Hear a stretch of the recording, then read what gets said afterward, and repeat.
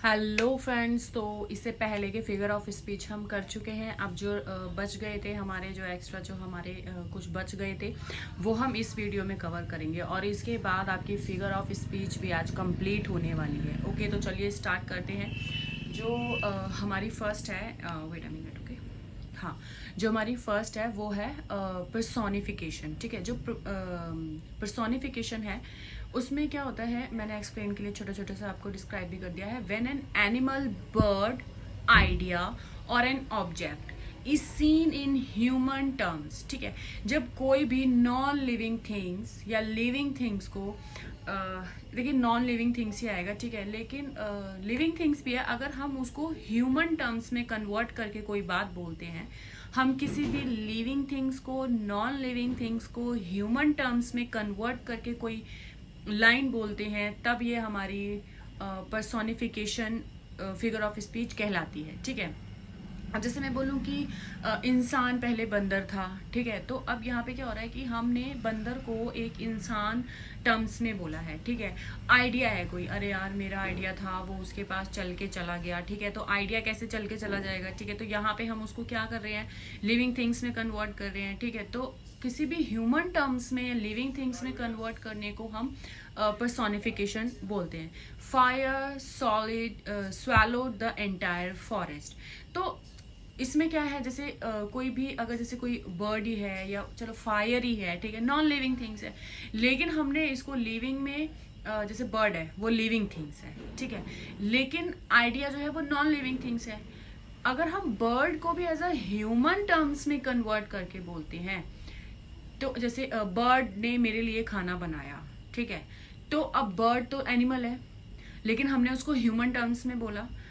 जब ऐसी कोई चीज को हम ह्यूमन टर्म्स में कर देते हैं, नॉन लिविंग थिंग्स को, बर्ड्स, एनिमल्स, आइडिया, किसी भी चीज को, तो इसको हम पर्सोनिफिकेशन कहते हैं। ठीक है, इसमें देखो ना, इसमें ना मेरे को भी बहुत ज़्यादा कन्फ्यूजन थी, ठीक है, और अभी भी कभी कभी हो जाती है, लेकिन हाँ मैं समझ जाती हूँ कि जब नॉन लिविंग थिंग्स को ह्यूमन टर्म्स में होता है, लेकिन वो इतना टिपिकल घुमा के दे देते हैं ना, तभी भी मतलब थोड़ा सा कन्फ्यूजन मुझे इसमें होती है। बाकी सब एकदम क्लियर रहता है, बट इसमें होती है। ठीक है, तो ये आप अच्छे से कर लेना, मे बी आपको तो नहीं होती होगी यार, आप लोग तो बहुत अच्छे हो। ठीक है, अब आ गया हमारा 10th, जो कि है पैराडॉक्स। अब जो पैराडॉक्स है, इसमें मैंने क्या लिखा है, the statement that is contradictory itself make a ruler to think in innovative way। मतलब कि दो वर्ड आ रहे हैं बट वो अपोजिट हों एक दूसरे के, और वो अपने आप में ही एक कंट्रोवर्सी क्रिएट करते हो कि यार ये कैसे हो सकता है। अब एग्जाम्पल में मैंने आपको दिया है, you can save money by spending it. अगर हम देखें तो ये सही भी है कि अगर आप स्पेंड नहीं करेंगे या इन्वेस्ट नहीं करेंगे किसी भी चीज में, तो आपको उसका आउटकम्स कैसे मिलेगा? ठीक है, तो अगर मान लो आप स्पेंड करते हैं, किसी प्रॉपर्टी पे करते हैं या किसी भी चीज पे करते हैं, तो वो आपकी एक तरीके से सेविंग ही तो है।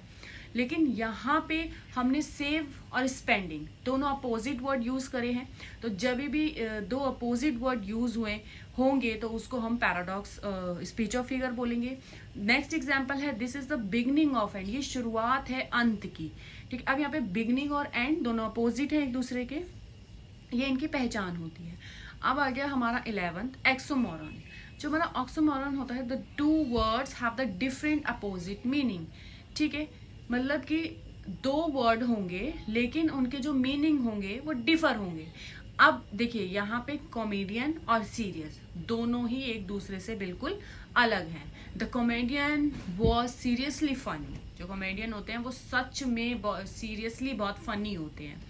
ठीक है, अब आ गया 12th क्लाइमेक्स, और जो 13 है वो एंटी क्लाइमेक्स है। इन दोनों को बहुत ही इजीली से आप कर सकते हैं। देखिए सेम ही है दोनों का, बस क्लाइमेक्स असेंडिंग ऑर्डर में चलता है और एंटी क्लाइमेक्स डिसेंडिंग ऑर्डर में चलता है। जैसे कि इसने बोला है एग्जाम्पल में, he lost his family, his car and his cell phone.